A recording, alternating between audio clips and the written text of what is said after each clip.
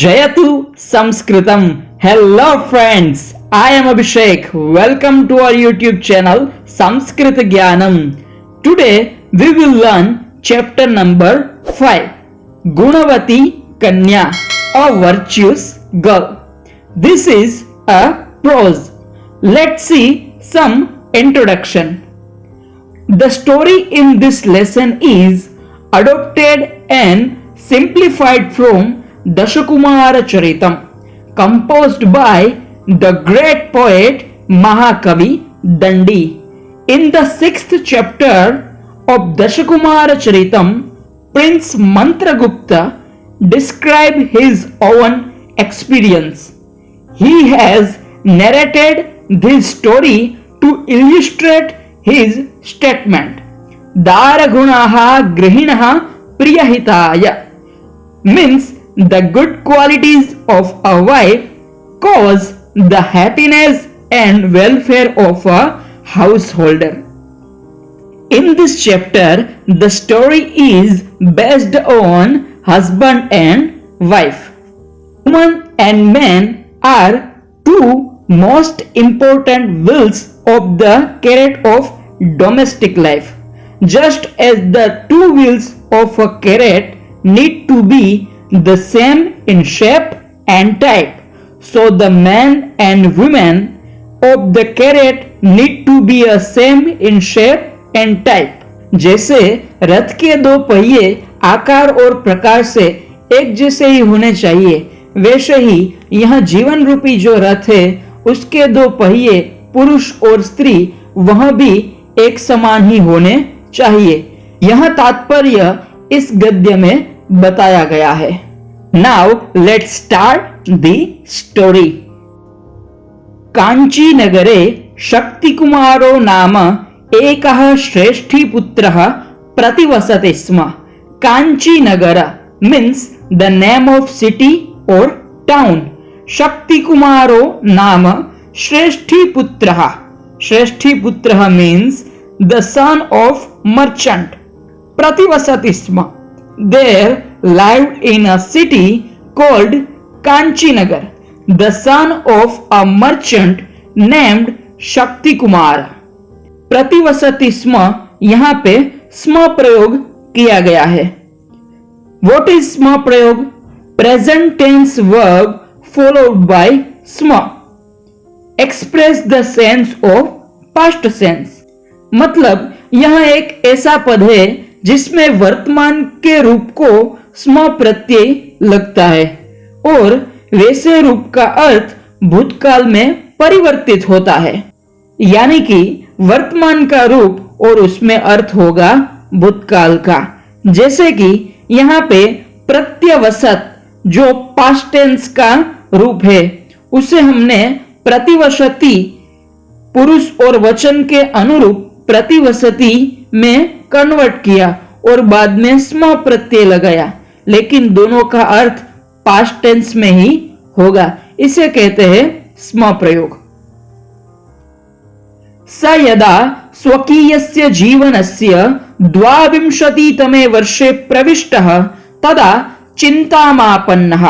यदा means when he entered the 22. 22 means 22 years of his life, he become worried. means वो जब अपने 22वें वर्ष में प्रवेश करता है तब उसे कुछ चिंता होती है. यहाँ पे आपन्नः जो पद है वह कर्मणि भूत कृदंत का रूप है. अब वो चिंता क्या है? नास्ति दारविहीनानाम् अननुरूप गुणदाराणां च सुखम. नास्ति सुखम means no happiness for daravihinanam. Daravihinanam means those who have no wife. Ananurupa gunadaranam cha, and those whose wife devoid of suitable virtues do not become happy. Tat katham, so gunavatim bharyam aham vindeyamiti. So how can I get a virtuous wife? Tataha, then सप्रभूतं विचार्य, thinking very deeply, वस्त्रान्ते, at the end of garment, पिनद्दशालिः, tied up a pedi. Pedi means dangar. दारग्रहणाय, to get a wife, विविधान देशान अभ्रमात्, wandered at various places. एकदास Kaveri तीरपत्तने समागतः.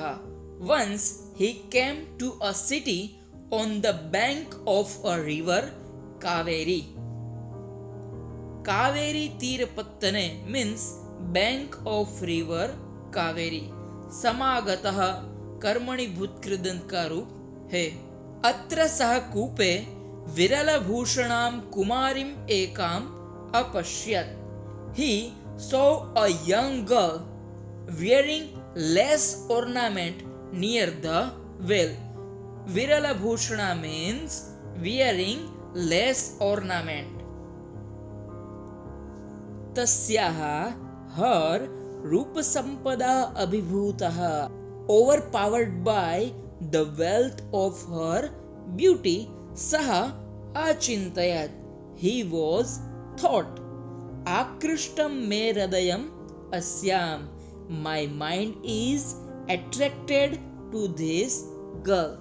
अब वह शक्ति कुमार उसकी उस कन्या की रूप संपदा से अभिभूत होकर, प्रसन्न होकर सोचता है कि मेरा हृदय इस कन्या में आकृष्ट हो रहा है.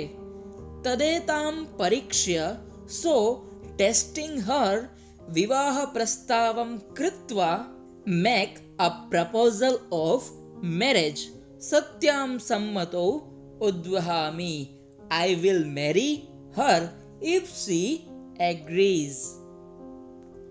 तो फिर इस कन्या का परीक्षण लेके मैं उससे विवाह का प्रस्ताव करूंगा. जो उसकी सम्मति होगी तो मैं उससे विवाह करूंगा. सतां निकषा संगत्य, he approaching her, सविनयम् ah, politely said, अस्ति ते कौशलं, do you have a skill? शालिप्रस्थेन अनेन संपन्नम् आहारं मां भोजयितुं, feed me with complete food prepared with this one prastha pedi. मतलब क्या तुझ में ऐसी कोई कुशलता है कि तू मुझे एक प्रस्थ अनाज में से संपूर्ण भोजन बनाकर मुझे खिला सके. ततः then सा ओमिति उक्त्वा प्रस्थमात्रं धान्यमादाय श्रेष्ठीपुत्रस्य याचनानुसारं कर्तुं प्रवृत्ता. Then she, saying yes, taking only one prastha pedi, she proceeded to do as he had asked. ततः सा बुद्धिमती कन्या तानुशालिन प्रथमं आतपे तप्तवती. Then first that intelligent girl heated the paddy in the sun. ततः समायां परिशुद्धायां भूमौ तान् अघट्टयत्. Then she ground them on the flat or even ground. तुषेभ्यस्तण्डुलाः पृथक् सञ्जाता. As a result of this, the rice grains were separated from the husk. तुष means husk और तंडुल पद का अर्थ है rice. तंडुलान् प्राप्य सा तुषान् भूषणानां मार्जनार्थं स्वर्णकाराय विक्रेतुं धात्रीम् अकथयत्. Having obtained the rice grains, she told the elderly nurse to sell the husk to the goldsmith for cleaning the ornaments. तस्मात् यद्धनं मिलति तेन काष्ठानि आहर इति च धात्रीं निवेदितवती. She told the elderly nurse to bring firewood with the money she would get. धात्री काष्ठानि आनीतवती तदनन्तरं सा तण्डुलान् असकृत् जलेन प्रक्षालितवती. काष्ठानि आनीतवती. The elderly nurse brought the wood. तदनन्तरं सा तण्डुलान् असकृत् जलेन प्रक्षालितवती. Then she washed the rice grain many times and उष्णीकृते च जले च तान् प्रक्षिप्तवती and put them in the hot water. अल्पीयसा कालेनैव तण्डुलाः सिद्धाः सञ्जाता. अल्पीयसा कालेनैव means in a short time the rice were cooked. ततः इंधनानि जलेन शमयित्वा then having extinguished the wood अरान् अपि तदर्थिभ्यः प्रेषयित्वा यद्धनं लब्धं she got money by the sending the coals to those who needed them. In a शाकं घृतं दधितैलं च कृतवती. She bought vegetable, ghee, oil and curd. सा विविधानि व्यञ्जनानि सम्पादितवती and with it she prepared various dishes. सम्पन्ने आहारे when the food was ready सा कन्या the young girl धात्रीमुखेन अतिथये प्रथमं स्नातुं निवेदितवती. The guest threw the elderly nurse to take a bath. ततः स्नानशुद्धाय then to the guest who had cleaned himself by taking bath तस्मै अतिथये सा पेयोपाहारपूर्वं भोजनं घृतसहितं ओदनं व्यञ्जनं च अयच्छत्. She gave rice and other dishes with ghee after first offering beverage and snacks. मध्ये मध्ये सा while the guest was taking the meal भोज्यादीनां विविधानां पदार्थानां वर्णनं कृत्वा the young girl was describing the various food items and other things. अतिथेः भोजनरुचिम् अपि अवर्धयत्. Means for the guest's desire for the meal she was describing various food items. भुक्ते तु तस्मिन् अतिथौ when the guest had finished with the meal तया ताम्बूलस्यापि व्यवस्था कृता. The arrangement of a betel was also made by her. Now see the translation of this paragraph.